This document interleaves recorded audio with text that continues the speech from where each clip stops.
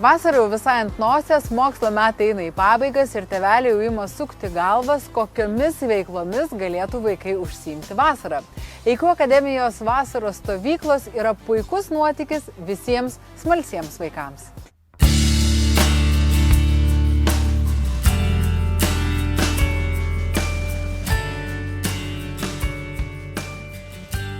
Mes stovyklas jau organizuojam 11 metai. Tai kiekvienais metais daroma maždaug po 3 arba 4 savaitės dienos stovyklų.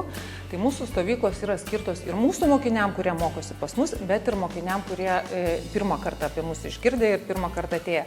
Tai tie mokiniai dažniausiai mus renkasi tam, kad pasimatuoti tas mūsų metodikas. Tos veiklos, ką mes darom, tai yra skaičiuojam, lavinam logiką, loginį mąstymą, darom įvairių loginių užduočių, darom labai daug kūrybinių užduočių, žodžiu, visa mūsų pirmoji dienos dalis, jinai paprastai būna skirta tokioms protinio lavinimo veikloms.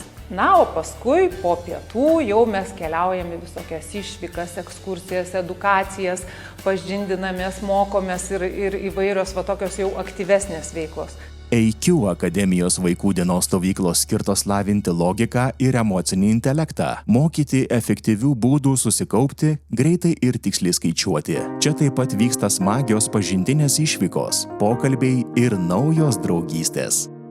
Kiekvienas vaikas čia gali atrasti kažką savo, nes, pavyzdžiui, tie, kurie nėra lankę, tai jie ten tikrai būna, kad pamilsta ar kaip čia atranda matematiką per žaidimą, nes šiaip matematika mūsų stereotipinėme mąstyme ir vaikų mąstyme atsineštame iš tėvų.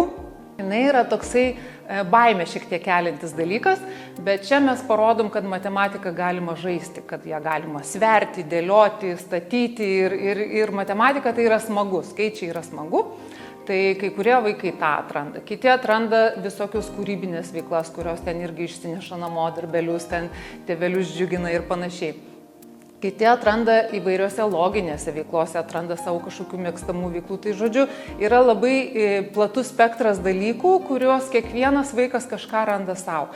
Ir mes atitinkamai, jau nebe pirmi metai dirbam, irgi stebim, žiūrim, kas vaikams labiausiai tinka, kas ten juos veža, kas galbūt nepasiteisina.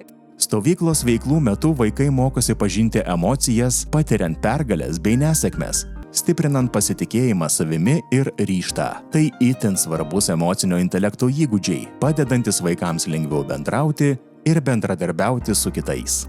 Tai yra puikus metas toliau lavinti savo gebėjimus, bet šiek tiek per tą neformalią prizmę, kai tu gali ir toliau mokytis, ir toliau pažindintis, ir toliau išmokti kažkokių naujų dalykų, bet jau šiek tiek per tokį žaidimą, o ne per mokyklinėme suole atliekamas kažkokias pratybas ar praktikas. Tai vat mūsų čia ta vasaros stovykla, jinai ir yra tokia ir intelekto lavinimo, ir protinio intelekto, ir plus emocinio, ir plus žaidimo, ir vaikai atrodo išeina prisprendę lapų lapus, o ką, kai paklausė tėvai, ką veikėt, žaidėm.